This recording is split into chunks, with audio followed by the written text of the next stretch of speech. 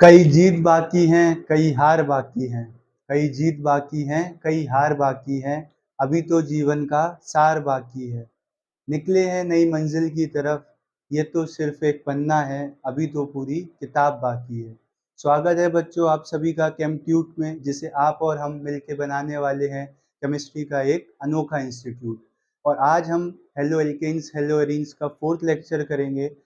Already हम क्या cover कर चुके हैं, बेसिक्स नोमेनक्लेचर है ना, उनका कैसे नेमिंग करते हैं, देन सी एक्स बॉन्ड का नेचर कैसा होता है। उसके बाद हमने क्या किया था, मेथड ऑफ प्रिपरेशन स्टार्ट किया था। फर्स्ट लेक्चर में ये सब था, देन सेकंड में मेथड ऑफ प्रिपरेशन, जहां हमने एक ही मेथड पे फोकस किया था, जो कि क्या था, reaction of alcohols with halogen acids. Then उसके बाद एल्कोहल्स की रिएक्शन कंटिन्यू की सेकंड लेक्चर के बाद थर्ड लेक्चर में, और वहाँ हमने उसकी रिएक्शन देखी PCl3 PCl5 SOCl2 के साथ, फिर एल्कीन्स के साथ और एल्केन के साथ। एक method of preparation halo alkanes का और रह गया है, जो कि है हेलोजन एक्सचेंज रिएक्शन। तो आप लोग हेडिंग डाल लेना, क्या मेथड ऑफ प्रिपरेशन हम लोग कर रहे थे, जिसमें हम किसकी बात कर रहे हैं, method of preparation halo alkanes की।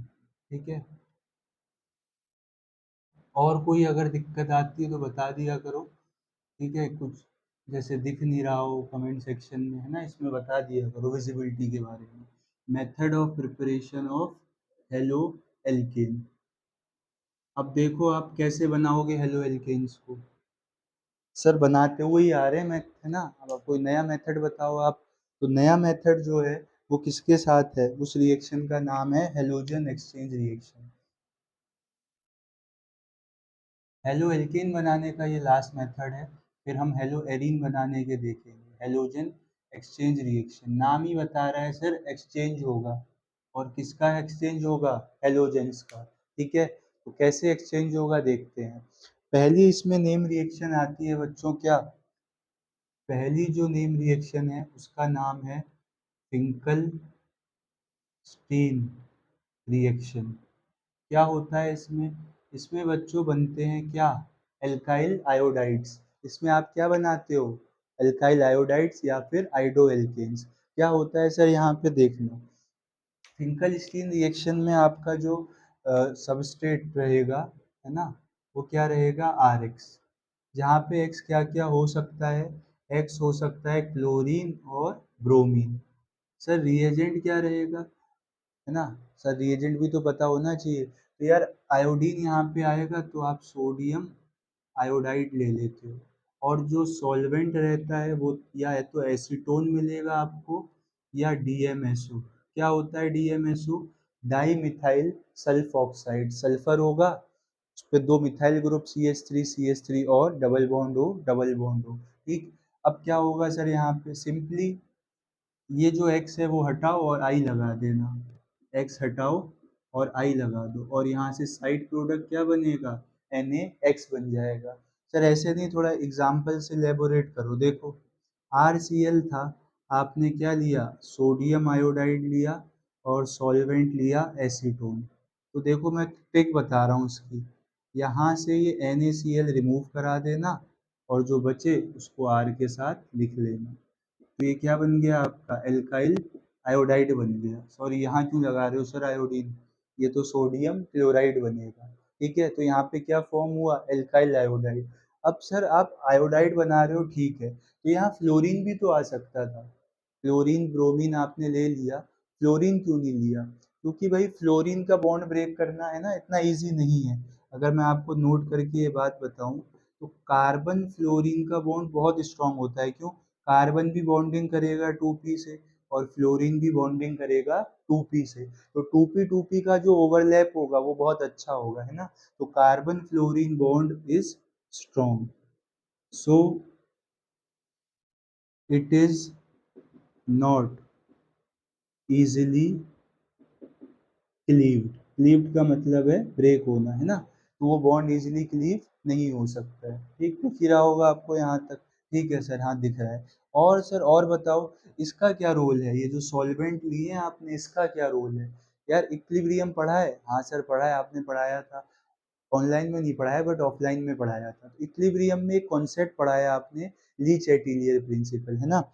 इक्विलिब्रियम में एक कॉन्सेप्ट होता है क्या, ली चैटिलियर प्रिंसिपल। तो वहाँ पे क्या बताया गया है, वहाँ पे ये बताया गया है कि अगर, है ना, अगर आपका इक्विलिब्रियम डिस्टर्ब होता है तो वो अपने आप को इस तरीके से चेंज करता है कि वो उस चेंज को अपोज कर दे। जैसे यहाँ पे क्या होगा, देखो ये जो है ना, ये जो आपका साइड प्रोडक्ट बना है, ये सॉल्वेंट में जाके प्रेसिपिटेट आउट हो जाता है ना। सॉल्वेंट में जाके क्या हो जाता है, ये डिजोल्व हो जाता है प्रेसिपिटेट बना के, ठीक। तो हमें लगता है कि इसका अमाउंट क्या होते जा रहा है, कम होते जा रहा है। ये जो प्रोडक्ट है ये सॉल्वेंट के साथ जाके क्या हो जाएगा, मिक्स हो जाएगा, है ना, उसी में सॉल्युबलाइज हो जाएगा। तो आपको क्या लगेगा कि सर इसका अमाउंट तो कम हो रहा है, हमें क्या, रिएक्शन को भी लगेगा। और जब रिएक्शन को लगेगा कि ये प्रोडक्ट का अमाउंट कम हो रहा है, ठीक है, तो वो क्या करेगा बताओ, तो वो इसको प्रोड्यूस करना चाहेगा। तो फिर रिएक्शन फॉरवर्ड डायरेक्शन में जाएगी और साइड प्रोडक्ट के साथ साथ आपका मेन प्रोडक्ट भी बन जाएगा। ठीक है, इतनी बात क्लियर है, नोट कर लो इसको आप। ठीक है, फिर हम आगे बढ़ते हैं, लिखवा भी दूंगा इस बात को। चलो इस बात को लिखवा दूं क्या, देखो क्या बात है, यहाँ दिखेगा। हाँ सर दिख रहा है, देखो। और दूसरा नोट में जो पॉइंट आपको नोट करना है वो ये है कि जो ये बनेंगे ना आपके क्या, NaX formed is precipitated by solvent and according to क्या, Le Chatelier principle, according to Le Chatelier principle reaction will move in forward direction. और जिसकी वजह से होगा क्या, रिएक्शन कहाँ मूव कर जाएगी, फॉरवर्ड डायरेक्शन में, बताओ। इतनी बात क्लियर है। हाँ सर क्लियर है। क्लोरीन क्यों नहीं लिया, क्योंकि 2p बॉन्ड स्ट्रॉन्ग बन जाएगा। ये जो सॉल्वेंट है इसका क्या काम है, ये जो साइड प्रोडक्ट बन रहा है, ठीक है, उसको वो प्रेसिपिटेट आउट करेगा और रिएक्शन को लगेगा कि इसका अमाउंट कम हो गया है, तो रिएक्शन कहाँ मूव कर जाएगी, फॉरवर्ड डायरेक्शन में। इसको तो बनाएगी बनाएगी, साथ में मेन प्रोडक्ट भी बनाएगी। ठीक है, चलो सर, हाँ आ गई बात समझ में। देन नेक्स्ट नेम रिएक्शन जो है यहाँ पे वो क्या है, वो है Swarts reaction. Next name reaction है स्वार्ट्स रिएक्शन। तो यार अगर आपको थोड़ी सी ग्रिप बनानी है ऑर्गेनिक में तो क्या करना है, छोटी छोटी वो टेस्ट कॉपीज आती थी ना, जिसमें हम टेस्ट देने के लिए एक दो बार के लिए लाते थे, 5-10 रुपए वाली, वो ले आओ 4-5। और करना क्या है, जो जो नेम रिएक्शन आती जा रही है, मतलब इतनी छोटी भी मत लाना, लगभग 50 पेज तो हो, ठीक। तो उसमें नेम रिएक्शन, बस नाम और उसकी रिएक्शन स्टेटमेंट तो खुद बना ही लोगे, बहुत काम आएगा बोर्ड एग्जाम्स में भी और कॉम्पिटिटिव एग्जाम्स में भी। एक अभी हम क्वेश्चन करेंगे और क्वेश्चंस आए हुए भी हैं, रिएक्शन दे दी है और मैचिंग में नाम पूछ लिया है, ठीक है। और मैचिंग के क्वेश्चन फेमस है एडवांस में, मेंस में तो चलो फिर भी कम चांसेस है, एडवांस में तो मैचिंग है, पैराग्राफ बेस्ड है, पूरा पैराग्राफ दे देंगे, ये इसके साथ रिएक्ट किया, ये बना, तो कौन सी रिएक्शन थी। तो अगर नेम रिएक्शन आपको याद होगी तो आपका काम इजी हो जाएगा। साथ ही साथ दूसरी कॉपी में फिर ये जो रिएजेंट्स लिखते जा रहा हूँ सर, इसका काम ये है, ये इस रिएक्शन में यूज होता है, ठीक है। तो प्रैक्टिस चाहिए इसके लिए, जितनी बार लिख लिख के देखोगे, है ना, इसलिए कह रहा हूँ मैं। चलो स्वार्ट्स रिएक्शन में क्या बनता है सर, यहाँ तो बन गए थे क्या, एल्काइल आयोडाइड्स। स्वार्ट्स रिएक्शन में बनते हैं एल्काइल फ्लोराइड्स। तो यहाँ पे आप क्या बनाते हो, एल्काइल फ्लोराइड्स बनाते हो। और क्या लोगे, RX की जगह इस बार क्लोरीन भी पॉसिबल है, ब्रोमीन भी पॉसिबल है और आयोडीन भी पॉसिबल है। सारी पॉसिबिलिटीज हैं आपके पास, ठीक। देखो यहाँ पे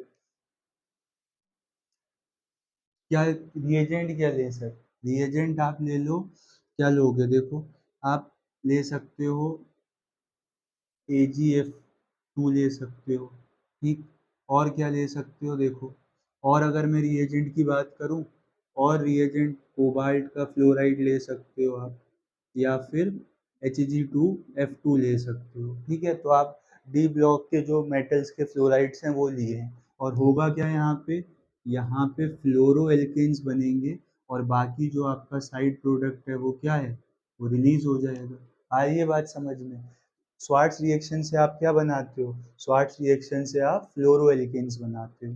ठीक, अगर इसको सही से मतलब एग्जाम्पल से देखना चाहो तो देख लो।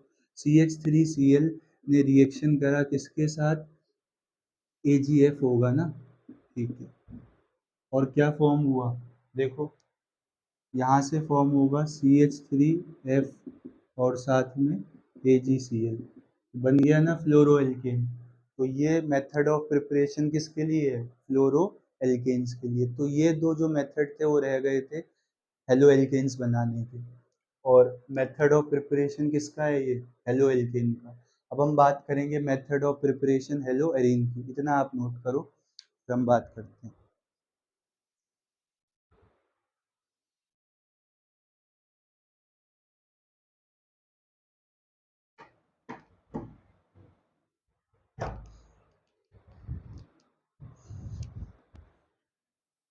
ये यार हथियार भूलो है मिटाने वाला, उसको लेके आए। मतलब वीडियो बनाने का में तो कोई टाइम नहीं लगता है, लेकिन उसका जो अरेंजमेंट करना है ना, उसमें ज़्यादा टाइम लगता है। कैमरा सेट करो, ये करो, मतलब अगर मुझे बोर्ड तैयार मिल जाए फिर क्या, फिर तो मुझे बस पढ़ाना है और अपलोडिंग भी कर दे कोई। सर, इतने कौन आपके लिए कष्ट करेगा? आपको पढ़ाना है, आप कष्ट करो। हाँ भाई, कर रहे हैं, तुम बस पढ़ लो। चलो, तो ये दो मेथड हो गए ना, स्वार्ट्ज रिएक्शन हो गया और आपका क्या हो गया? Finkelstein. अब हम बात करेंगे किसकी? अब हम बात करेंगे मेथड ऑफ प्रिपरेशन हेलोएल्केन्स की। ठीक है, क्वेश्चन तो मैंने उस दिन कराए थे जो आ चुके थे। अब जो हम बात कर रहे हैं वो हम बात करेंगे मेथड ऑफ प्रिपरेशन। और क्या बना रहे हैं अब हम बनाएंगे हेलोएरीन्स। ठीक है, अब किसका फॉर्मेशन कर रहे हैं? हेलोएरीन्स का। तो देखो आप कैसे कैसे बना सकते हो इनको। सबसे पहली और इम्पोर्टेंट रिएक्शन आपकी 11th क्लास की भी है, उसको यहाँ कवर करेंगे। क्या है वो? Electrophilic aromatic substitution reaction. Books में ESR, EASR है ना, और नाने अनेकों नामों से उसको जाना जाता है। तो पहला मेथड ऑफ प्रिपरेशन हमारे पास क्या है? हेलोएरीन्स। हेलोएरीन्स तो याद है ना, क्लासिफिकेशन में बताया था। बेंजीन रिंग के कार्बन से डायरेक्टली जो हेलोजन अटैच होता है सर, उसको आप हेलोएरीन बोलते हो। ठीक है, बुक कहाँ है? बुक वहाँ है। चलो, क्वेश्चन भी कराने हैं ना अभी। ठीक, तो पहला जो मेथड है वो क्या है? वो है इलेक्ट्रोफिलिक एरोमेटिक सब्स्टिट्यूशन रिएक्शन। ठीक है, नाम में देखो क्या आ रहा है? सब्स्टिट्यूशन आ रहा है। क्या होता है सब्स्टिट्यूशन? अरे भाई, मैच देखते हो, कहते हैं ना ये मेरा सब्स्टिट्यूट है, या हम खेलने जाते हैं तो बोले यार ये सब्स्टिट्यूट लगा हुआ है, बताना पड़ता है वरना नो बॉल हो जाती है मैच में, है ना।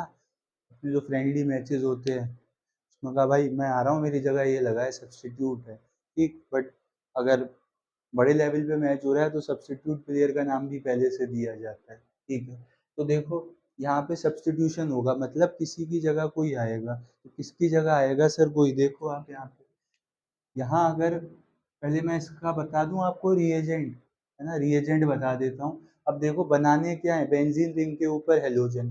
तो सब्स्टिट्यूशन तो बहुत तरीके का हो सकता है ना। एरोमेटिक रिंग के ऊपर एक एच हटाओ, उसकी जगह कोई भी ग्रुप लगा दो, वो क्या कहलाएगा? सब्स्टिट्यूशन कहलाएगा। जैसे ये देखो, ये बेंजीन रिंग है कि नहीं? अब इस पे हर जगह लगे हुए हैं एच, और मैंने कोई रिएजेंट डाला, पता नहीं वो क्या रिएजेंट था, उसके पास कोई ग्रुप था, वो ग्रुप आया और हाइड्रोजन से बोला भाई तुम चले जाओ, मैं तुम्हारी जगह फील्डिंग कर लूँगा, मतलब तुम्हारी जगह लग जाऊँगा। तो ये ग्रुप H को हटा के लगा है, इसलिए ये सब्स्टिट्यूशन रिएक्शन है। और जो ये सबस्ट्रेट है ये एरोमेटिक है, इसलिए क्या बन गया? Aromatic substitution. और साथ ही साथ ये जो ग्रुप होगा ना, ये इलेक्ट्रोफिलिक होगा। इलेक्ट्रोफिलिक का क्या मतलब होता है सर? इलेक्ट्रो मीन्स इलेक्ट्रॉन और फिलिक मीन्स लविंग। तो ये लोग क्या रहे होंगे? Electron loving. और इलेक्ट्रॉन से कौन प्यार करेगा, है ना? हमसे कौन मोहब्बत करेगा? जो हमसे भी गया गुजरा हो। मतलब इलेक्ट्रॉन लविंग कौन होंगे? जिसके पास इलेक्ट्रॉन ना हो। तो इलेक्ट्रॉन लविंग कौन लोग होते हैं? जो क्या हो, इलेक्ट्रॉन डेफिशिएंट हो। ठीक है, ये बात आप ध्यान रखना। जनरल बात कह रहा हूँ भाई, आजकल स्टेटस को देख के क्या ही हो रहा है ना, कुछ नहीं हो रहा है। चल कुछ भी हो जा रहा है मतलब, आ जाओ अब सर। ये तो आपने ग्रुप लगा के बता दिया, हेलो एरीन बनाने के लिए क्या ग्रुप लगाएं भाई, हेलोजन ग्रुप लगा देना। तो अब हम बात कर रहे हैं किसकी, हेलोजिनेशन रिएक्शन, है ना, मतलब हेलोजन लगेगा ना, तो जैसे हाइड्रोजन का जुड़ना हाइड्रोजनेशन होता है, तो वैसे ही हेलोजन का जुड़ना क्या हो जाएगा, हेलोजनेशन। तो halogenation is a type of electrophilic aromatic substitution reaction. ठीक है, क्या होगा सर, यहाँ पे क्या रिएजेंट रहेंगे, मैंने क्या कहा, सारा खेल रिएजेंट का है। तो आप रिएजेंट ध्यान रखो, यहाँ पे जो रिएजेंट रहेगा ना, वो क्या रहेगा, वो रहेगा आपका हेलोजन, और उसके साथ आयरन मेटल रह सकता है, या फिर हेलोजन उसके साथ आयरन का कोई भी हैलाइड, है ना, Fe3 ले ले रहा हूँ, आयरन की वैलेंसी +3 रही होगी। सर कैसे यहाँ से इलेक्ट्रोफाइल आएगा, मतलब जो ग्रुप है वो कैसे इलेक्ट्रोफिलिक जनरेट होगा, तो देखो आप, ये जो ट्रांजिशन मेटल्स हैं या कोई भी मेटल है, तो इनके पास क्या रहता है, वैकेंट ऑर्बिटल्स रहती हैं, इनके पास क्या रहती हैं, वैकेंट ऑर्बिटल्स, उसमें इलेक्ट्रॉन आके बैठ जाएगा। देखो कैसे, यहाँ पे आयरन की जो वैकेंट ऑर्बिटल रही होगी, इस तरीके से ये हेलोजन बॉन्ड होगा। ठीक, ये रहा आपका हेलोजन बॉन्ड, और यहाँ क्या है, आयरन के पास जो वैकेंट ऑर्बिटल्स होंगी, मैं इस तरीके से बना दे रहा हूँ। ठीक है, तो ये जो लोन पेयर्स हैं ये कहाँ चले जाएंगे, इन वैकेंट ऑर्बिटल में। अब इधर ध्यान से देखो, अगर ये इलेक्ट्रॉन उठ के जाएगा, ठीक है, तो क्या होगा, ये इलेक्ट्रॉन है किसका, एटम का, तो एटम भी उठ के जाएगा, और एटम उठ के जाएगा तो ये वाला बॉन्ड ब्रेक हो जाएगा। बॉन्ड ब्रेक हुआ तो इलेक्ट्रॉन कौन लेके गया, ये एटम, यानी कि इसका नेगेटिव चार्ज, तो उस पर क्या आ जाएगा, पॉजिटिव चार्ज आ जाएगा। या ऐसे ना समझ के सर इसको आप, अभी कहाँ, ऐसे समझ लो, देखो ये भी है आपका, जब तक कंपाउंड नहीं होगा तब तक हम वैकेंट ऑर्बिटल की क्या ही बात करें, तो ये रहा। अब होगा क्या, यहाँ से देखो, ये जनरेट हो जाएगा प्लस चार्ज, प्लस बताते ही इलेक्ट्रॉन की डेफिशिएंसी है, इलेक्ट्रोफिलिक की तरह बिहेव करेगा, और ये क्या बन जाएगा, Fe4 नेगेटिव, क्योंकि इलेक्ट्रॉन मिल गए ना, जिसको इलेक्ट्रॉन मिल गए वो नेगेटिव हो गया, जिसके पास से चले गए वो क्या हो गया, पॉजिटिव। इसको आप ऐसे भी समझ सकते हो कि पहले ये बॉन्ड ब्रेक हुआ होगा, है ना, इस तरीके से ये बॉन्ड ब्रेक हुआ, तब ये वहां गया, तो इसके बदले का यहाँ पे क्या आ गया, प्लस चार्ज। सर यहाँ तो ये बात समझ आ गई, यहाँ कैसे होगा, यहाँ पे देखो बच्चों, पहले दिख रहा है ना यहाँ पे, ठीक है, यहाँ पहले X2 और Fe रिएक्ट करेंगे, FeX3 बनाएंगे, देन रिएक्शन आगे मूव करेगी। सर अब है ही नहीं X2, भाई इसको एक्सिस में ले लेना, ठीक है, इसको किस में ले लेना, एक्सिस में ले लेना X2 को, ध्यान रहेगी ये बात। ठीक है सर, ये बात ध्यान रहेगी हमें। ठीक है, फिर एक्सिस में होगा तभी तो ये स्टेप दोबारा से हो पाएगा। रिएजेंट समझ आ गया सर, अब इसको रिएक्शन में लिख के दिखाओ। देखो इसको रिएक्शन में कैसे लिखेंगे, ये रहा आपके पास बेंजीन रिंग, और इस पे मैंने एरो के ऊपर लिख दिया क्या, Cl2 FeCl3। तो आप समझ जाओगे कि यहाँ से जो हेलो, मतलब हेलोजन लगेगा, वो इलेक्ट्रोफिलिक कौन सा बनेगा, देखो X2 का बॉन्ड था तो X प्लस बन रहा था, Cl2 का बॉन्ड है तो क्या बन जाएगा, Cl। अब ये मत सोचना सर ने हेलोजन कहाँ लगाया, ग्रुप यहाँ लगाया, भाई ये ग्रुप किसी भी हाइड्रोजन को, सब पे है ना, ये तो C6H6 है, हर कार्बन के पास क्या है, एक हाइड्रोजन है, तो किसी भी हाइड्रोजन को ये क्या कर सकता है, ग्रुप सब्स्टिट्यूट कर सकता है। तो आपकी मर्जी, आप यहाँ लगा दो, कोई दिक्कत नहीं है। ठीक है, और साइड प्रोडक्ट आपका बन जाएगा क्या क्या, साइड प्रोडक्ट आपका बनेगा HCl और FeCl3। अरे सर ये क्या हुआ, FeCl3 तो फिर से जनरेट हो गया, आप तो इसको रिएक्शन में यूज करा रहे थे, और ये तो फिर से जनरेट हो गया। भाई इन्हीं चीजों को क्या बोलते हैं, कैटलिस्ट बोलते हैं। ठीक है, और जो चीज इलेक्ट्रॉन एक्सेप्ट करती है उसको क्या बोलते हो आप, लुईस एसिड बोलते हो। ठीक है, तो यहाँ पे जो आपका रिएजेंट है वो लुईस एसिड भी है, और क्या है, अच्छा कैटलिस्ट भी है। तो FeCl3 किसका काम करता है, कैटलिस्ट का काम। कैसे करता होगा, देखो ये जो बना था Fex4 माइनस, ठीक, यहाँ से क्या सब्स्टिट्यूट हुआ होगा, H, तो वो एक HX ले लेगा, यानी कि यहाँ HCl ले लिया, ठीक, ये बनेगा। सर इसकी मैकेनिज्म बता दो, है ना। ये समझ में तो आ गई हमें बात। अब इसकी मैकेनिज्म बताओ।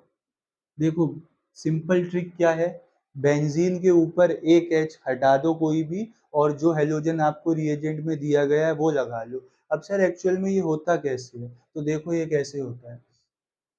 यहाँ पे ये रहा आपके पास बेंजीन रिंग, ठीक, और ये क्या रहा, Cl2 FeCl3। तो पहले स्टेप में क्या हुआ होगा, देखो रिएक्शन तो ऊपर लिखी है, यहाँ से क्या फॉर्म होगा, Cl2 और FeCl3 रिएक्ट करेंगे, तो सर वही वाली बात है, इनकी वैकेंट ऑर्बिटल में इलेक्ट्रॉन्स जाएंगे, या ये कह लो कि ये बॉन्ड ब्रेक होगा, और यहाँ ये जो माइनस वाला बनेगा, ये इस पे अटैक करेगा, यू क्योंकि ये क्या है, इलेक्ट्रॉन डेफिशिएंट है ना, इसका ऑक्टेट कंप्लीट नहीं है, तो यहाँ से क्या बनेगा, फ्लोरोनियम आयन, ठीक है। इसको आप क्या बोलते हो, हेलोनियम आयन बोलते हो। यहाँ ये जो है ये क्या है, हेलोनियम आयन, तो उस हिसाब से ये क्या हो गया, ये हो गया क्लोरोनियम आयन, ठीक है सर, क्लोरोनियम आयन बनेगा। फिर क्या होगा, फिर देखो आप, और ये FeCl4 नेगेटिव। अब इस Cl प्लस को ये बेंजीन रिंग देख रहा है, देखने दो उसको, तो होगा क्या, ये कैसा है, इलेक्ट्रॉन डेफिशिएंट है।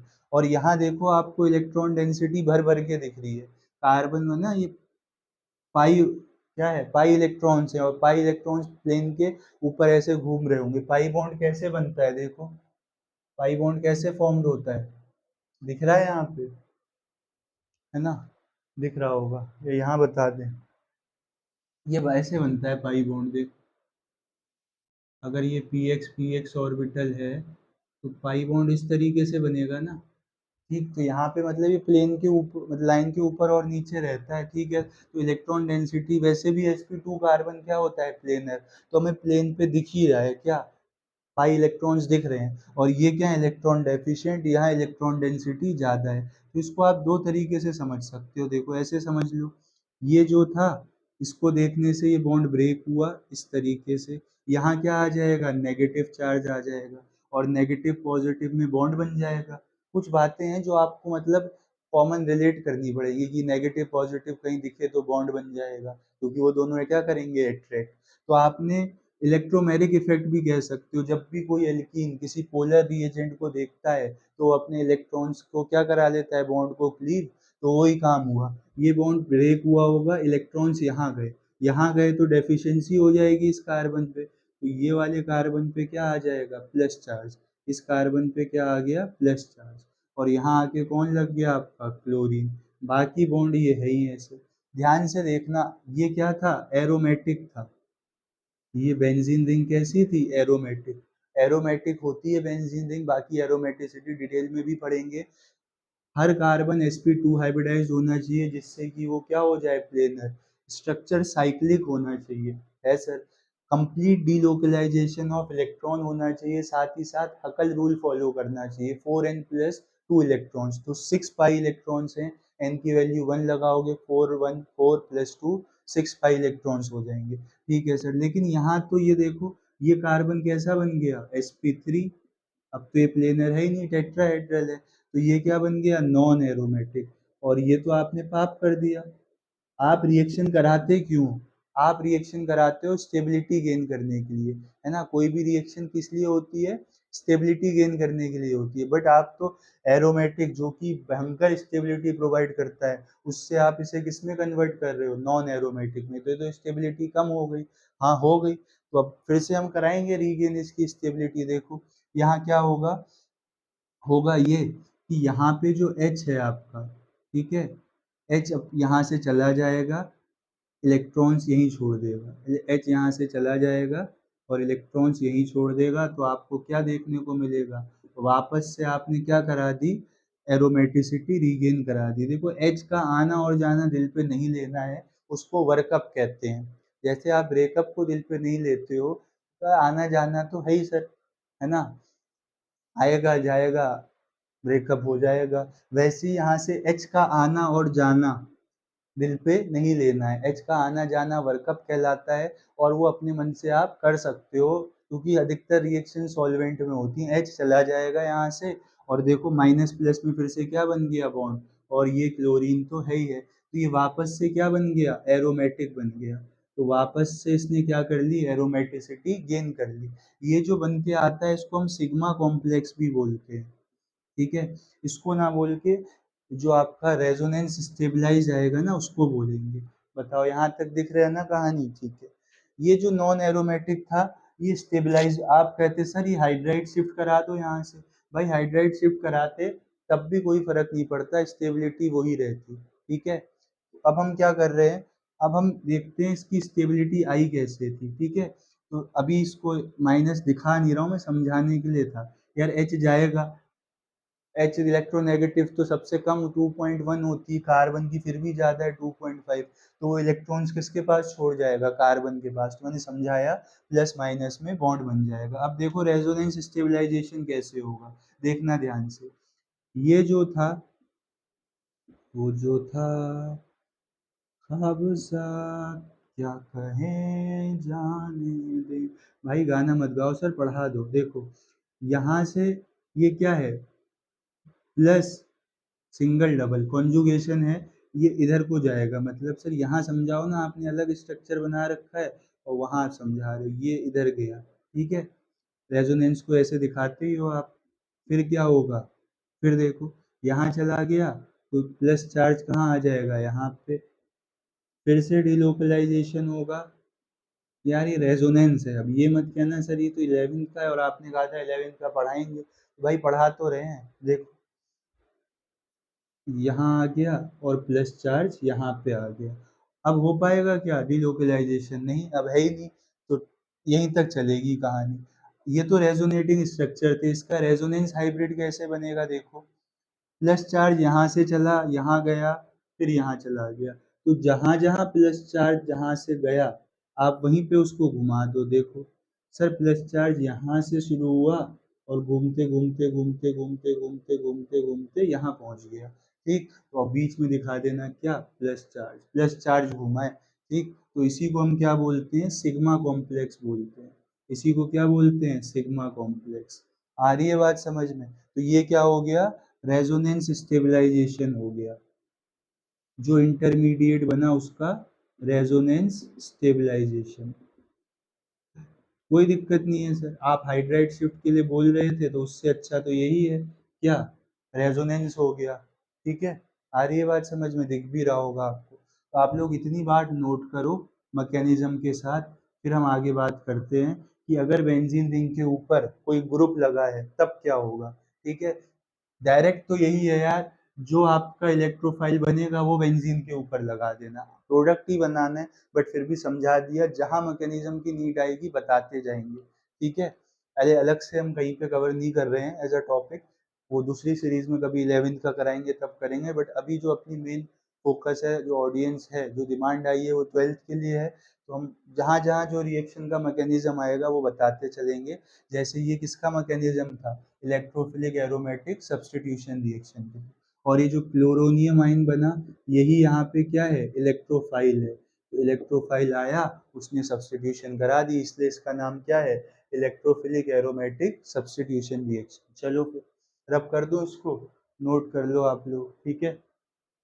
आ जाओ फिर, अब हम चलते हैं आगे की तरफ और डायरेक्टिव इन्फ्लुएंस ऑफ ग्रुप देखेंगे, है ना। अगर कोई ग्रुप लगा है तो उससे क्या फर्क पड़ेगा वो देखते हैं, नोट करते हुए चलना और साथ ही साथ रीडिंग भी लगाते हुए चलना बुक की, ठीक है, ताकि कोई टॉपिक रह ना जाए एनसीईआरटी का। वो ज़्यादा ज़रूरी है क्योंकि अपना सिलेबस तो वही है ना। इधर उधर की हम किताबें पढ़ते रहते हैं बट उसको कभी नहीं खोलते हैं, किसको, एनसीईआरटी को।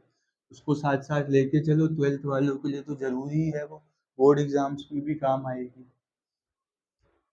आ जाओ, अब हम किसकी बात कर रहे हैं, अब हम बात कर रहे हैं डायरेक्टिव इन्फ्लुएंस ऑफ ग्रुप की। क्या बोल रहे हो सर, यार अभी तक तो बेंजीन अकेला था, मतलब है ना, एच एच थे उसके पास, अब पहले से कोई ग्रुप लगा है तब क्या होगा, तब आप इलेक्ट्रोफाइल को कहाँ भेजोगे, तो वही कह रहे हैं डायरेक्टिव, मतलब कहाँ उसको वो डायरेक्ट करेगा। देखो अब हम बात कर रहे हैं डायरेक्टिव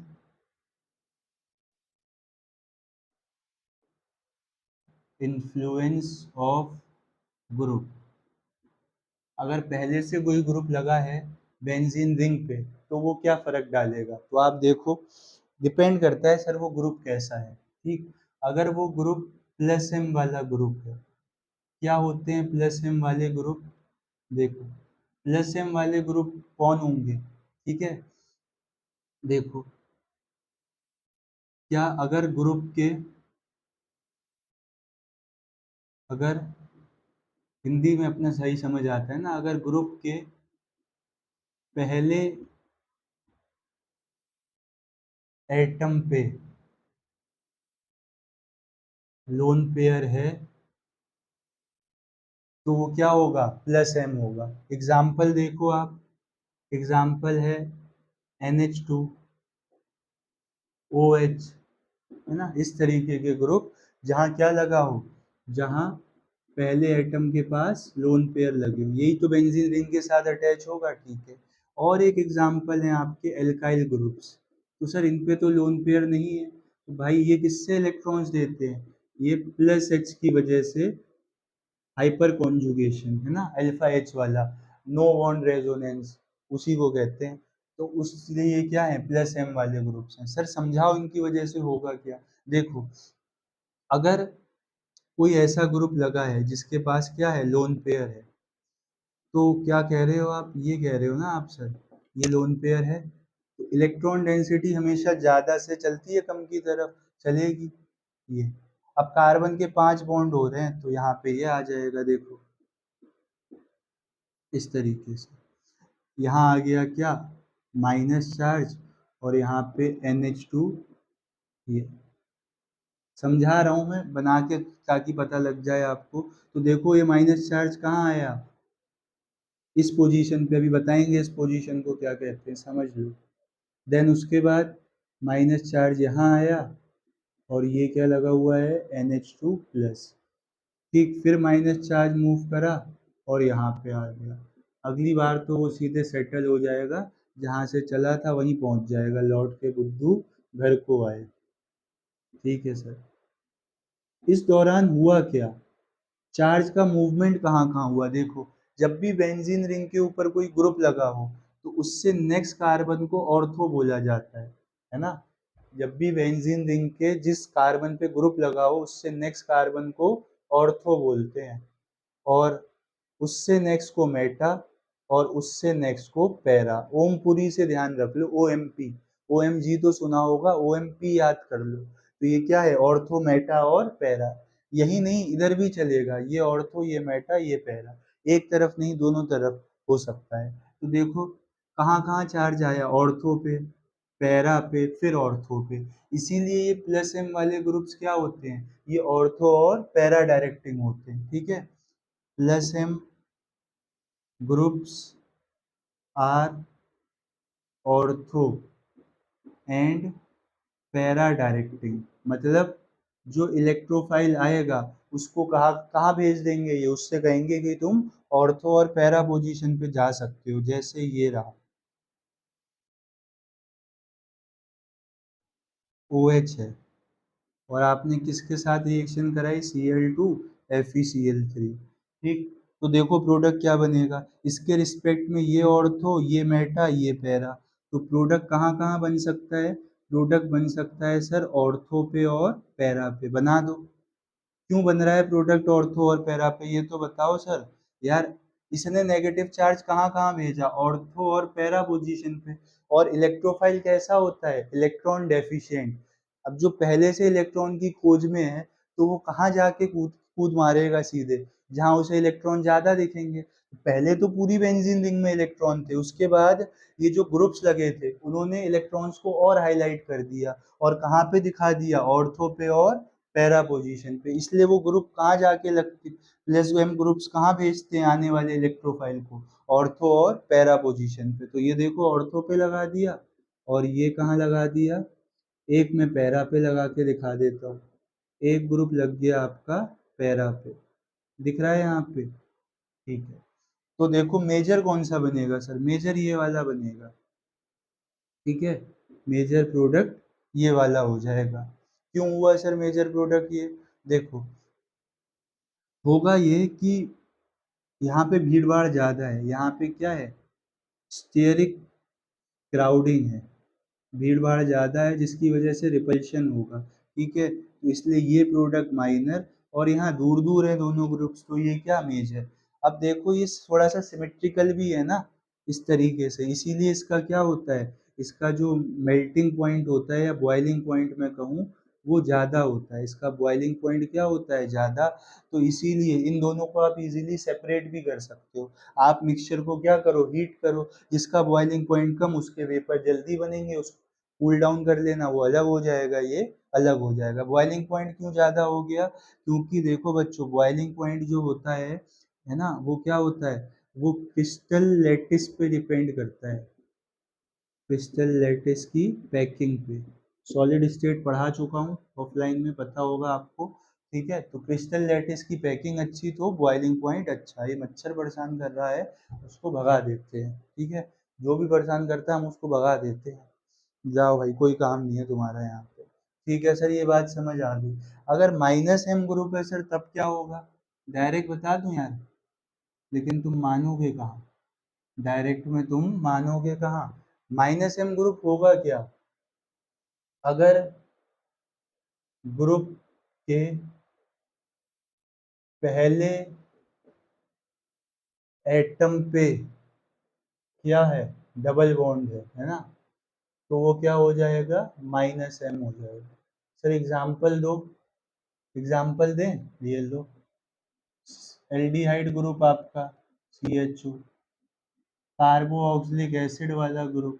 ठीक है, इस तरीके के ग्रुप्स जो हैं वो क्या काम करते हैं, वो माइनस है, मतलब माइनस का मतलब है इलेक्ट्रॉन डेंसिटी खींच लेंगे रिंग से, और प्लस का मतलब क्या था, रिंग को इलेक्ट्रॉन डेंसिटी दे रहे थे। एम का क्या मतलब है सर, इफेक्ट होता है, mesomeric effect, basic electronic effects हैं, है ना, inductive, mesomeric, hyper conjugation, resonance. इतना तो यार पता होगा, हम मान के चल रहे हैं, नहीं भी बताया तो कोई दिक्कत नहीं है, मतलब प्लस का मतलब इलेक्ट्रॉन डेंसिटी दे रहा है, जहाँ जरूरत पड़ेगी वहाँ बता देंगे। और क्या क्या, और ये CF3, जैसे CH3 प्लस H से इलेक्ट्रॉन दे रहे थे ना, तो ये माइनस H इफेक्ट से इलेक्ट्रॉन्स क्या करेंगे, विदड्रॉ करेंगे। और कहाँ भेजेंगे ये, जो माइनस एम ग्रुप्स होंगे वो होते हैं meta directing, minus M groups क्या होते हैं, मेटा डायरेक्टिंग होते हैं। सर हम तो नहीं मान रहे आपकी बात, जैसे आपने यहाँ समझाया था ना, जैसे आपने यहाँ पे समझाया था कि इलेक्ट्रॉन डेंसिटी ज़्यादा हो गई ऑर्थो पैरा पे, वैसे यहाँ भी तो समझाओ, तो बिना बताए चले जाओगे, नहीं यार बता रहे हैं, तुम्हारे से कौन बच पाया है, देखो समझ लो इस बात पे, मच्छरों का लगा दें क्या दवाई,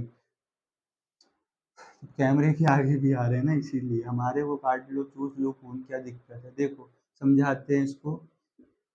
बेंजीन रिंग के ऊपर क्या लगा हुआ है, बेंजीन रिंग के ऊपर ऐसा ग्रुप लगा है जिसके ग्रुप पहले एटम पे क्या है, पहले एटम पे डबल बॉन्ड है, तो होगा क्या, अब ये इलेक्ट्रॉन डेंसिटी विड्रॉ करेगा इस तरीके से, है ना, माइनस एम चल रहा है, तो देखो आप ध्यान से, यहाँ से इलेक्ट्रॉन्स चले गए तो यहाँ पे क्या आ जाएगा, प्लस चार्ज आ जाएगा, कि नहीं बताओ तो, यहाँ पे क्या आ जाएगा, प्लस चार्ज आएगा, देखो इस तरीके से, ये रहा, ये कहानी रही, सही कर रहे हैं ना, हाँ सर कर तो सही रहे हो, लेकिन ये मेटा पे, अच्छा आपको वो तो रट गया है आपको, भाई इसके लिए ये क्या है, ये ऑर्थो है इसके लिए, इस ग्रुप के लिए ये कार्बन क्या है, ऑर्थो, क्यों, मैंने बताया था ना, जिस बेंजीन के कार्बन पे ग्रुप लगा हो उस कार्बन से अगला कार्बन ऑर्थो, देन क्या, मेटा, और उसके बाद पैरा। ठीक है सर, यहाँ प्लस चार्ज आ गया, ठीक है, इसको ऐसे बना लो आप, ये यहाँ क्या आ गया, प्लस चार्ज आ गया, अब डीलोकलाइजेशन होगा, ये वहाँ क्या करेगा, इलेक्ट्रॉन्स की कमी को पूरी करेगा, तो प्लस चार्ज घूम के कहाँ आ जाएगा, फिर इस कार्बन पे आ जाएगा। ठीक है सर, आ रही है बात समझ में, ये लो, फिर से डीलोकलाइजेशन होगा,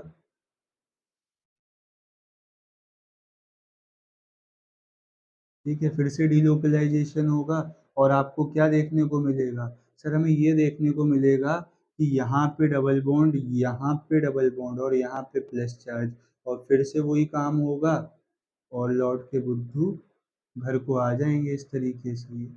तो इस दौरान देखो प्लस चार्ज आया कहाँ कहाँ, ऑर्थो पे, पैरा पे और ऑर्थो पे। प्लस चार्ज क्या दिखाता है, प्लस चार्ज दिखाता है इलेक्ट्रॉन की डेफिशिएंसी, और जो मेहमान या जो ग्रुप आने वाले हैं उनके पास इलेक्ट्रॉन की कमी है, तो वो कहाँ जाएंगे, जहाँ इलेक्ट्रॉन ज़्यादा हो। अब हमें यहाँ चमकते हुए तो नहीं दिख रहे हैं, लेकिन इतना पता है सर, ऑर्थो और पैरा पे प्लस चार्ज आ रहा है, मतलब ऑर्थो और पैरा पे इलेक्ट्रॉन्स क्या हैं, कम है। अगर वहाँ कम है तो मेटा पे क्या होंगे, ज़्यादा, इसलिए वो ग्रुप कहाँ आके लगता है, मेटा पोजीशन पे आके लगता है। बताओ, इतनी बात ध्यान रहेगी, ये बात ध्यान रहेगी ना। इलेक्ट्रोफिलिक एरोमेटिक सब्स्टिट्यूशन रिएक्शन में अगर कोई ग्रुप है और उस पे क्या है, उसके पहले एटम पे लोन पेयर, तो वो ऑर्थो और पैरा पे भेजेगा। पैरा मेजर होगा जब तक कि हाइड्रोजन बॉन्डिंग नहीं हो रही है, हाइड्रोजन बॉन्डिंग हो गई तो ऑर्थो मेजर हो जाएगा। ठीक है। पैरा क्यों मेजर है सर, स्टेरिक हिंड्रेंस, रिपल्शन कम है, दूर दूर हैं ग्रुप्स। और उधर हाइड्रोजन बॉन्डिंग में ऑर्थो क्यों स्टेबल है यार, एक्स्ट्रा स्टेबिलिटी प्रोवाइड कर रहा है ना, इंट्रामोलिकुलर। ठीक है। अगर सर ग्रुप के पहले एटम के पास डबल बॉन्ड है तो क्या होगा, तो वो क्या करेगा, इलेक्ट्रॉन डेंसिटी कम करेगा ऑर्थो और पैरा से, मतलब रिलेटिवली ज़्यादा कहाँ रहेगी, मेटा पे। मेटा पे रहेगी तो इलेक्ट्रोफाइल वहाँ आके लग जाएगा। ठीक है, कोई एग्जांपल से बता दो सर, देखो देख लो कोई रिएक्शन, मानोगे थोड़ी बिना रिएक्शन देखे। देखो ये क्या लगा है, कार्बोक्सिलिक एसिड, और यहाँ हमने ऐड कर दिया Br2 FeBr3, तो आपका प्रोडक्ट क्या बनेगा, देखो आपका एक ही प्रोडक्ट बनेगा इस बार, है ना। ये तो रहा एसिड ग्रुप, और मेटा पे क्या आ जाएगा, Br आ जाएगा। बताओ ये बात क्लियर है। ठीक है, एक एग्जांपल बता दिया मैंने, बाकी तो आपने देख ही ली थी कहानी। चलो आगे बढ़े, एक आध क्वेश्चन करा दिया जाए क्या इस पे, क्वेश्चन आखिर में ही कर लेंगे सर, है ना। बुक रखी है दूर हमसे, आखिर में कर देंगे, इतनी बात आप नोट करो। ठीक है, फिर आगे बात करते हैं। करा ही दो ना सर, फिर करा देते हैं। इतनी तो नोट करो तुम कहानी, मैं करा रहा हूँ, चलो देख लेता हूँ, करा दूंगा क्वेश्चन, कोई दिक्कत नहीं है।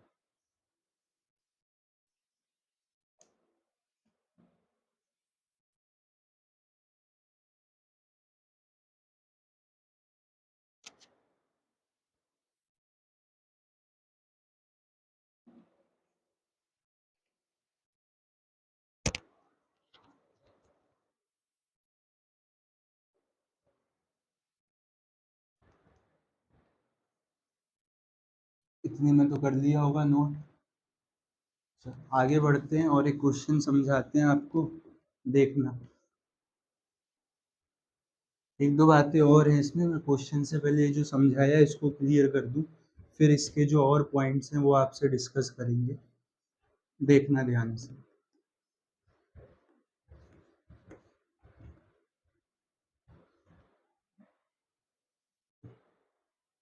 देखो क्वेश्चन कुछ इस प्रकार है कि CH triple bond CH red hot iron tube में ऐड किया, क्या बनेगा, Br2 FeBr3 ऐड किया, क्या बनेगा, Cl2 Fe ऐड किया, क्या बनेगा। ABC बताना है आपको। ठीक है, ये रिएक्शन तो सर भाई ये मेथड ऑफ प्रिपरेशन बेंजीन का है ना। यहाँ पे साइक्लिक पॉलीमराइजेशन हो जाएगा, यहाँ पे क्या होता है, साइक्लिक पॉलीमराइजेशन, ध्यान रख लो। 3 मॉलिक्यूल इथाइन के रेड हॉट आयरन ट्यूब में पॉलीमराइज होंगे और क्या बना देंगे, बेंजीन। हाँ सर समझ आ गया।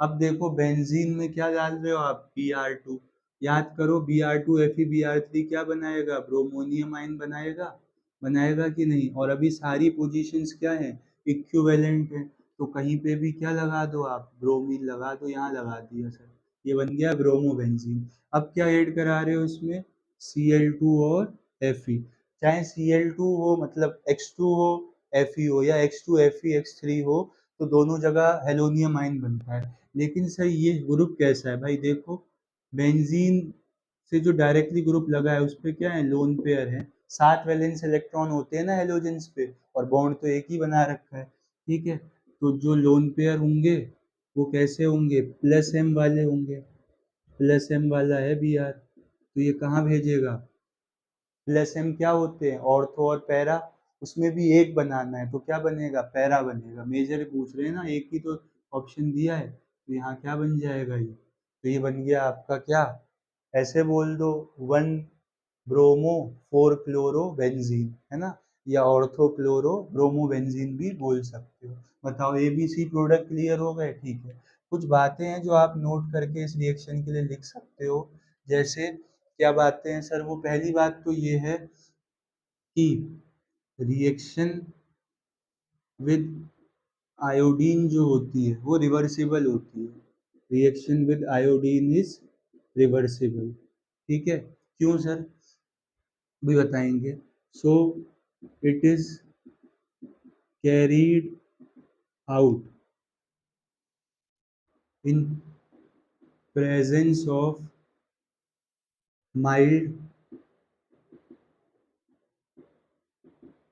ऑक्सीडाइजिंग एजेंट लाइक HNO3, या फिर कहीं कहीं बुक्स में आपको HiO4 भी लिखा हुआ मिल सकता है, ठीक है। क्यों होता है ऐसा, इट इज बिकॉज, ऐसा क्यों होता है, it is because HI formed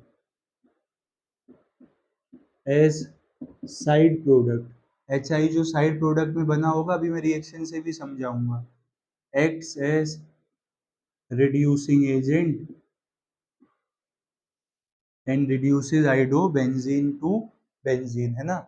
देखो ये रहा आपका बेंजीन रिंग, आप क्या करा रहे थे, आप आयोडिनेशन करा रहे थे, आपने Fe ले रखा था, तो होता क्या आपके हिसाब से, ये बनता और साथ में ये भी तो रिलीज होता, और ये क्या है, ये रिड्यूसिंग एजेंट है, ये क्या है, रिड्यूसिंग एजेंट, तो ये यहाँ से आई को हटवाता, रिएक्शन वापस बैकवर्ड चली जाती है, ठीक है, तो इसलिए रिएक्शन रिवर्सिबल हो जाती है। रिवर्सिबल के लिए ऐसा साइन लगाएं तो ज़्यादा अच्छा लगेगा, देखो, ठीक है। तो रिवर्सिबल रिएक्शन से बचने के लिए हम यहाँ पे क्या यूज़ करते हैं, हम यहाँ पे यूज़ कर लेते हैं या तो HNO3 या फिर क्या, HiO4। HNO3 क्या काम करेगा, देखो इसको I2 में कन्वर्ट कर देगा, NO2 और H2O बन जाएगा, I2 नहीं है रिड्यूसिंग एजेंट, और ये क्या करेगा, ये इसको I2 में कन्वर्ट करेगा और खुद क्या बना लेगा, H2O बना लेगा, ठीक, ध्यान रहेगी बात, ठीक है।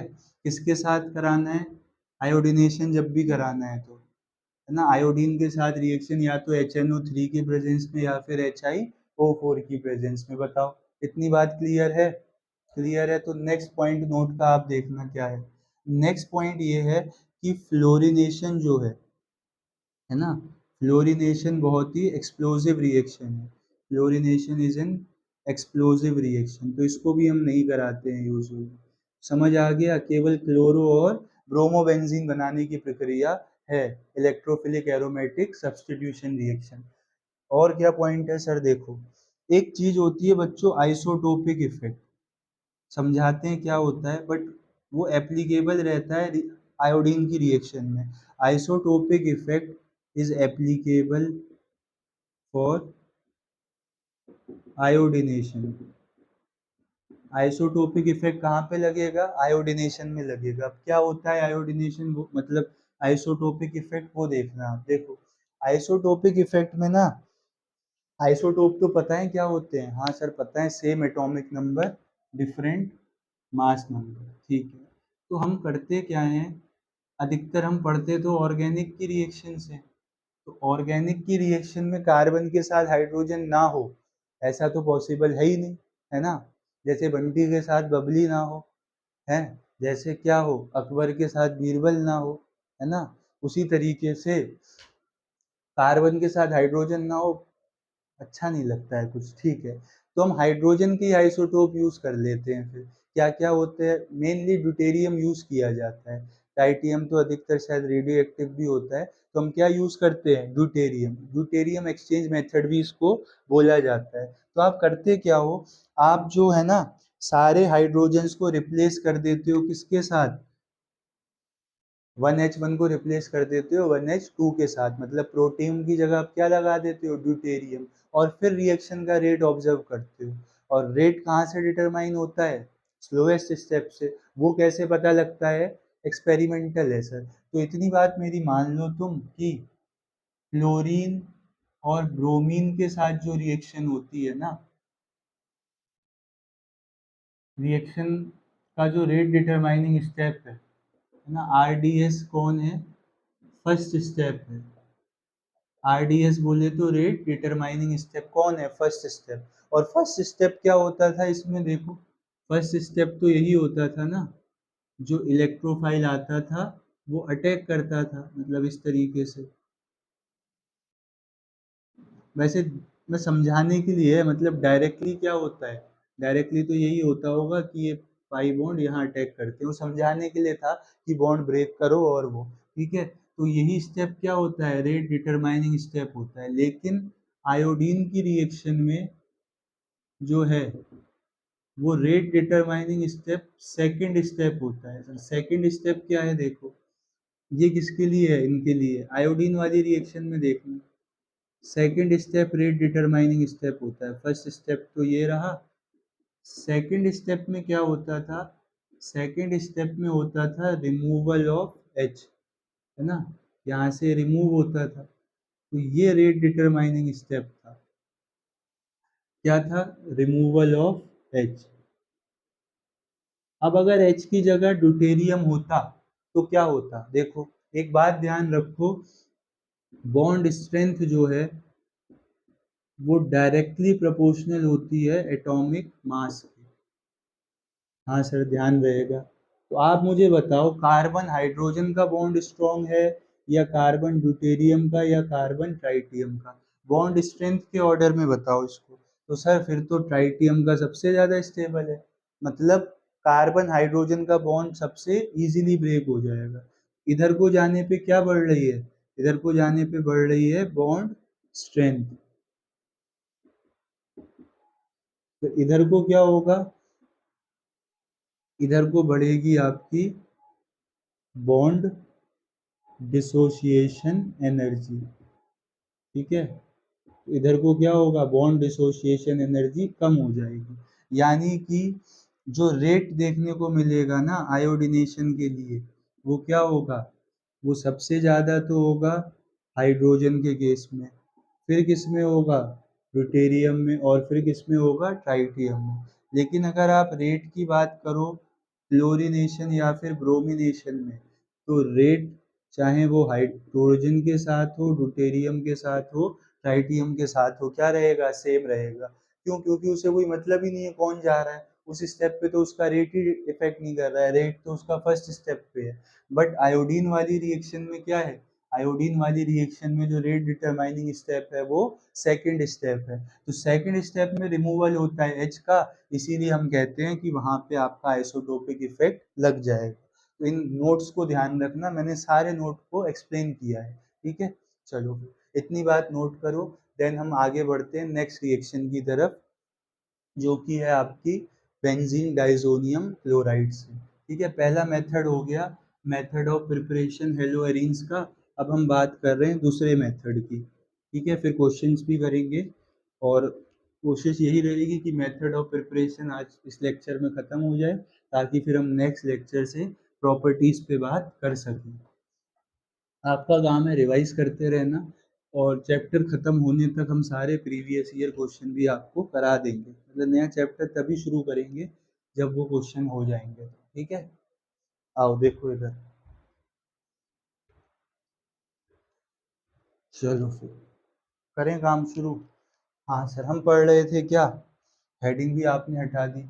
हम पढ़ रहे थे method of preparation of hello arenes, और उसमें एक मेथड पढ़ चुके हैं हेलोजिनेशन। अब हम दूसरे मेथड की बात करेंगे, जो कि क्या है, जो कि है from benzene diazonium chloride, है ना। क्या होता है सर बेंजीन डाइजोनियम क्लोराइड, पहले इसी को समझ लो। देखो बेंजीन डाइजोनियम क्लोराइड एक अनस्टेबल सॉल्ट होता है, देखो एनिलीन को जानते हो ना, कौन है एनिलीन? बेंजीन रिंग के ऊपर NH2 ग्रुप जो लगा होता है सर, उसको एनिलीन बोलते हैं। ठीक है, तो पहले मैं बेंजीन डाइजोनियम क्लोराइड बनाना सिखा रहा हूँ, उसके बाद उससे रिएक्शन सिखाऊंगा। देखो, एनिलीन की रिएक्शन आप करा दो नाइट्रस एसिड के साथ। क्या होता है सर नाइट्रस एसिड? ये होता है ना HNO2। ऑक्सो एसिड्स में पढ़ा रखा है पी ब्लॉक में, HNO3 नाइट्रिक एसिड, मतलब सेंट्रल एटम अपनी मैक्सिमम ऑक्सीडेशन स्टेट में, जैसे कि HNO3 में नाइट्रोजन +5 में, तो उसके नाम के आगे क्या लग जाता है? एक नाइट्रिक एसिड। +3 में अस, तो ये क्या है? नाइट्रस एसिड है। या तो ये आपको ऐसे मिलेगा, है ना, या फिर जहाँ से ये फॉर्म्ड होता है वहाँ से मिलेगा। जैसे आपको ऐसे भी दे सकते हैं NaNO2 प्लस HCl, और जो टेम्परेचर रहेगा ना, वो टेम्परेचर रहेगा आपका क्या? 0 से 5 डिग्री सेल्सियस। टेम्परेचर रेंज क्या रहेगी? 0 to 5 डिग्री सेल्सियस। ठीक है, आ जाओ फिर। चलो सर, ये बात हो गई। बनेगा क्या यहाँ से? यहाँ से एक अनस्टेबल सॉल्ट बनेगा जिसका नाम है बेंजीन डाइजोनियम क्लोराइड। इसी को कहते हैं बच्चों क्या? Benzene diazonium chloride. तो बेंजीन डाइजोनियम क्लोराइड समझ में आया कैसे फॉर्म हुआ है? हाँ सर, आ गया। एनिलीन की रिएक्शन नाइट्रस एसिड के साथ भयंकर कोल्ड मीडियम में, है ना, इसीलिए। फिर सर आप तो कह रहे थे अनस्टेबल होता है। हाँ, यही रीजन है बच्चों कि फ्रेशली प्रिपेयर्ड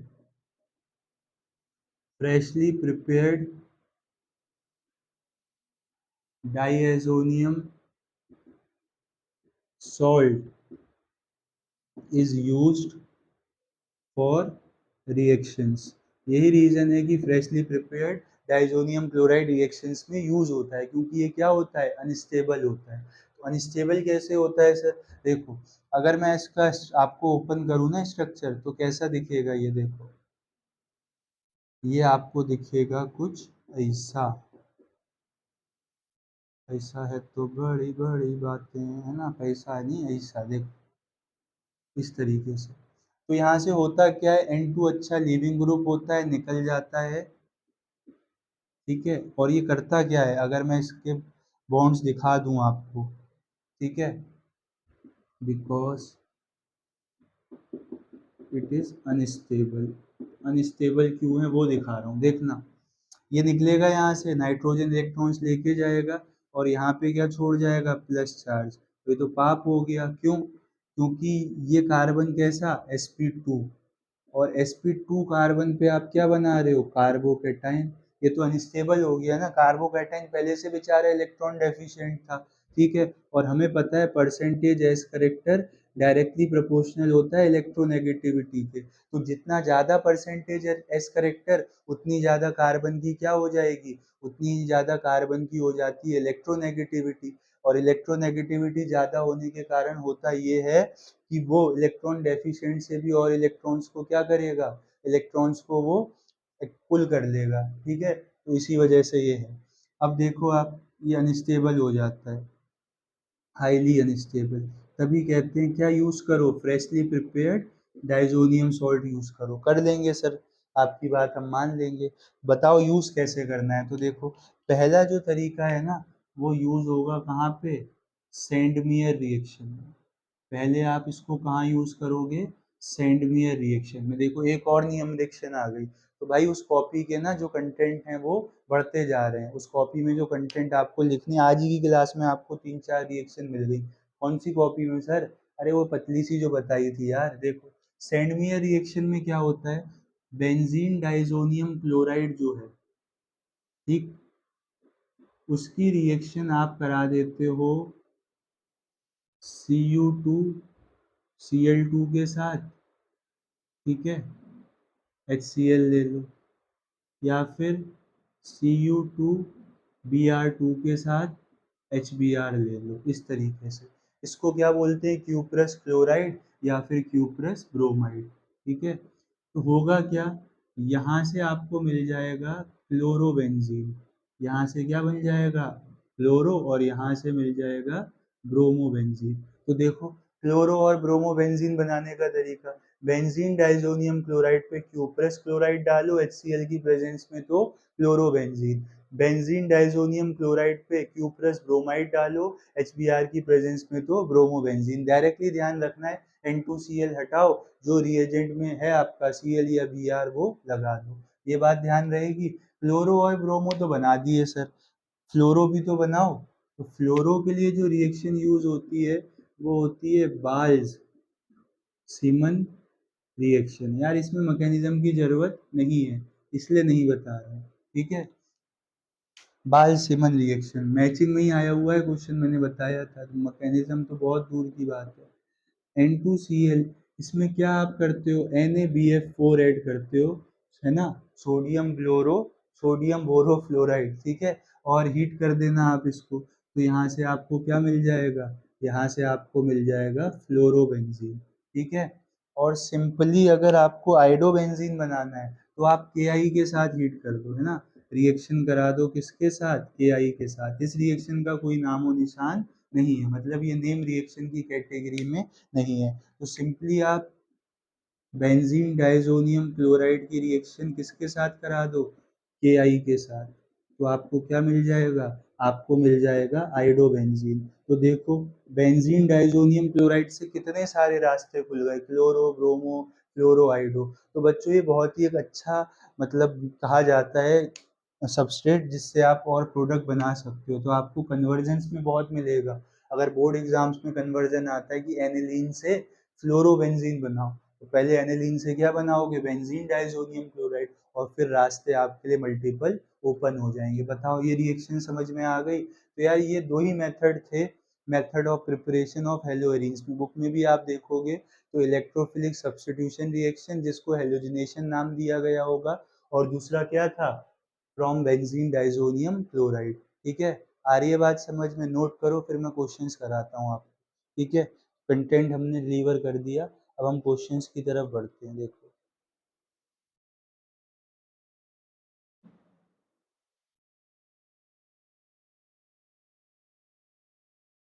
बुक कहाँ है, बुक यहाँ है सर, चलो बुक आ गई है अपने पास, और हम बढ़ रहे हैं क्वेश्चंस की तरफ, इसको आप नोट कर लो।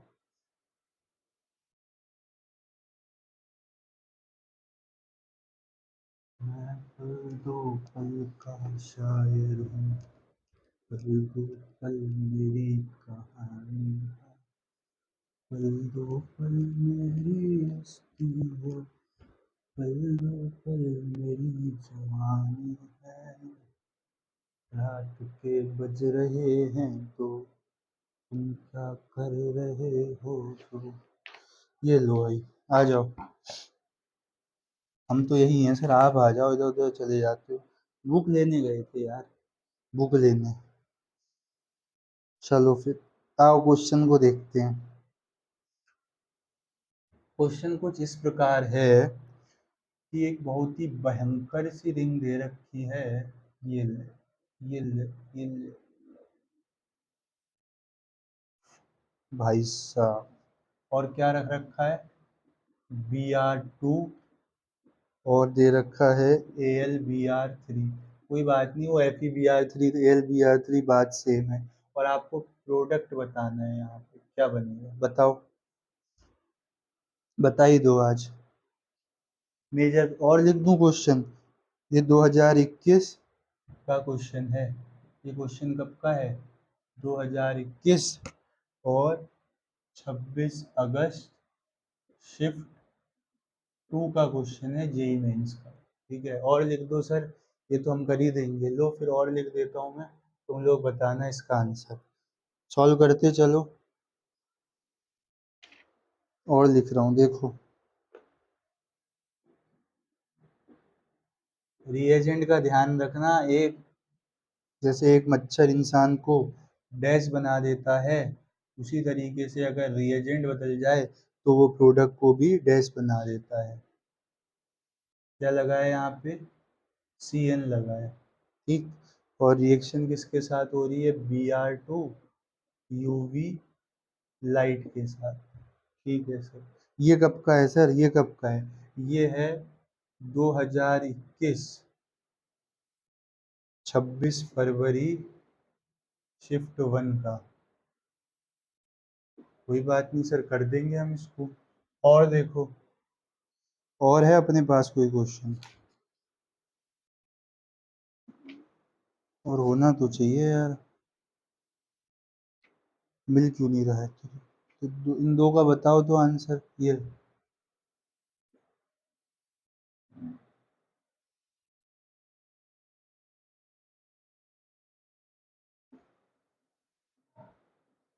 इसमें ना 2 स्टेप की रिएक्शन है।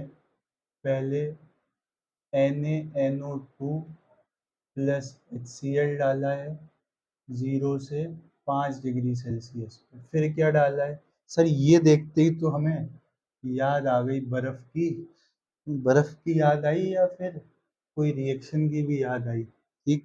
और इससे जो बना A, उसमें आपने ऐड करा दिया Cl2H और बन गया B। आगे का मैं नहीं बता रहा हूँ, है ना, क्योंकि वो रिएक्शन आपने अभी नहीं पढ़ी है। तो C भी था इसमें। ये 2020 4 सितंबर का क्वेश्चन है। ये है 4 सितंबर शिफ्ट 2। सारे क्वेश्चन जो हैं वो क्या हैं? सारे क्वेश्चन आपके जेई मेंस के हैं। चलो फिर करें इनको। आ जाओ। मच्छर खुल गया लग रहा है मुंह में। चलो भाई, आज व्रत भी तो है। बज रहे हैं 2 और व्रत वाले दिन मच्छर खिलवा दिया यार। चलो देखो इधर, Br2Al Br3, कुछ कुछ Br2 और FeBr3 की तरह नहीं लग रहा है? यानी कि सर ये क्या है? ये है लुईस एसिड। ये करेगा इलेक्ट्रॉन्स को एक्सेप्ट। देखो ये क्या करेगा? ये Br से मतलब इलेक्ट्रॉन्स को एक्सेप्ट करेगा। ये रहे। और यहाँ से क्या बन जाएगा? Bromonium ion. और ये बन गया AlBr4 नेगेटिव। अरे सर प्रोडक्ट बताओ भाई। बन गया ना इलेक्ट्रोफाइल, ब्रोमोनियम आयन। और इलेक्ट्रोफाइल फिर कहाँ अटैक करेगा? जहाँ उसे इलेक्ट्रॉन डेंसिटी ज़्यादा दिखेगी। सर बेंजीन होता ना तो हम कहीं भी लगा देते, बट ये ग्रुप देखो आप। ये ग्रुप कैसा है? मैंने बताया था। क्या बताया था सर आपने? मैंने बताया था बेंजीन रिंग से लगा हुआ ग्रुप अगर उस पर डबल बॉन्ड है तो वो क्या है? -M। तो -M ग्रुप क्या होते हैं? मेटा डायरेक्टिंग होते हैं। मेटा क्या हो जाएगा? Ortho Meta para. Ortho Meta para. तो यहाँ या मेटा यहाँ या यहाँ कहीं भी प्रोडक्ट आप बना सकते हो। तो आपका आंसर क्या हो जाता? आपका आंसर हो जाता ये रहा। ये कितनी भी लंबी चेन हो सर, उससे हमें क्या? हम तो मेटा पे क्या लगा देंगे? ब्रोमीन। तो ये सही आंसर है बच्चों, ध्यान रखना। प्रूफ ऐसा ही मिलेगा। मैंने सारे एग्जाम्पल थोड़ी लिख सकता हूँ मैं। मैंने तो बता दिया बेंजीन रिंग से लगा हुआ एटम पे लोन पेयर है तो +M, और डबल बॉन्ड है तो -M। तो ये आंसर हो जाएगा। इसको देखो, Br2 तो यहाँ भी है बट यूवी लाइट है, तो ये हेलोजिनेशन के रास्ते से ना जाके ये जाएगी फ्री रेडिकल के रास्ते से। और फ्री रेडिकल क्या होगा? कार्बन ये वाला बॉन्ड तो ब्रेक होना पॉसिबल नहीं है, ये वाला बॉन्ड ब्रेक हो जाएगा, है ना। और ब्रोमीन में तो सेलेक्टिविटी 3:1 होती है, तो ये कार्बन 1 डिग्री है, ये 2 डिग्री है। तो आप जानते ही हो रिएक्शन कहाँ हो जाएगी? रिएक्शन हो जाएगी सर उस पे, सेकंड वाले पे, ठीक है। तो यहाँ लग जाएगा CH Br और ये रहा CH3। समझ में आया? अरे यार फ्री रेडिकल है, और ब्रोमीन के केस में क्या होता है? 3 डिग्री, 2 डिग्री, 1 डिग्री। रेट थे ना अलग अलग, मैंने प्रोडक्ट बनाना बताया था। तो ये रहा आपका आंसर। अगला क्वेश्चन देखो। ये तो इजी थे, इसको मॉडरेट कह सकता हूँ। 2 स्टेप है, NaNO2HCl और ये क्या लगा है? एनिलीन। चलो ये ग्रुप कुछ नहीं करेगा, लेकिन उस ग्रुप से तो रिएक्शन हो जाएगी ना। ये जो ग्रुप है NH2 एनिलीन, और वो क्या है? नाइट्रस एसिड बना लेगा। वो क्या बना लेगा? Nitrous acid. पहले मैं इसका एक स्टेप लिख के बता रहा हूँ आपको। देखो 0 से 5 डिग्री सेल्सियस पे तो क्या बनेगा सर? ये कन्वर्ट हो जाएगा बेंजीन डाइजोनियम क्लोराइड में। ये किस में कन्वर्ट हो जाएगा? बेंजीन डाइजोनियम क्लोराइड में। ये ऐसे ही रहेगा। अब अगले स्टेप में क्या है? अगले स्टेप में Cu2 Cl2। क्या ये सेंडमियर रिएक्शन का रिएजेंट नहीं है? इसलिए मैं कह रहा हूँ कॉपी बनाओ, रिएजेंट लिखो, क्या रिएक्शन कराता है वो लिखो। टाइम नहीं है, नहीं तो मैं पूरी सीरीज ही चला देता रिएजेंट और नेम रिएक्शन की। देखो यहाँ क्या बनेगा Cl, और यहाँ क्या बनेगा CH3। ये बना है ए प्रोडक्ट फाइनली। ठीक है, दो थे ना यार। जब भी ऐसे लिखा हो तो जो पहले लिखा है उसकी रिएक्शन पहले कराया करो, और जो बाद में लिखा है उसकी रिएक्शन बाद में। इसके बाद क्या ऐड हुआ यहाँ पे, Cl2 और H देखो Br2 UV light, Cl2 H मतलब ये क्या है, फ्री रेडिकल वाले रास्ते से जाएगी रिएक्शन। और sp2 कार्बन वाला बॉन्ड ब्रेक तो होगा नहीं, तो यही वाला कार्बन बचता है। तो ये वाला कार्बन पे क्या होगा, फ्री रेडिकल सब्स्टिट्यूशन, और आपका H हटा के आप क्या लगा दोगे, Cl लगा दोगे, और this will be the B answer. बताओ बच्चों, समझ आई बात, आई कि नहीं आई? उसका ढक्कन देख रहा था, तो ढक्कन गया है खो, और हम भी जाते हैं सो। मिलेंगे नेक्स्ट क्लास में। बहुत बहुत धन्यवाद बच्चों, मेथड ऑफ प्रिपरेशन ख़त्म हो गया है। अब हम प्रॉपर्टीज़ की बात करेंगे, ठीक है? तो इतना आप लोग रिवाइज करना, और एक बार रीडिंग लगा लेना स्टार्टिंग से लेके प्रॉपर्टीज़ की जो हेडिंग है ना एनसीईआरटी में, वहाँ तक। ठीक है बच्चों, तब तक पढ़ाई करते रहो। मिलते हैं नेक्स्ट क्लास में। Thank you very much.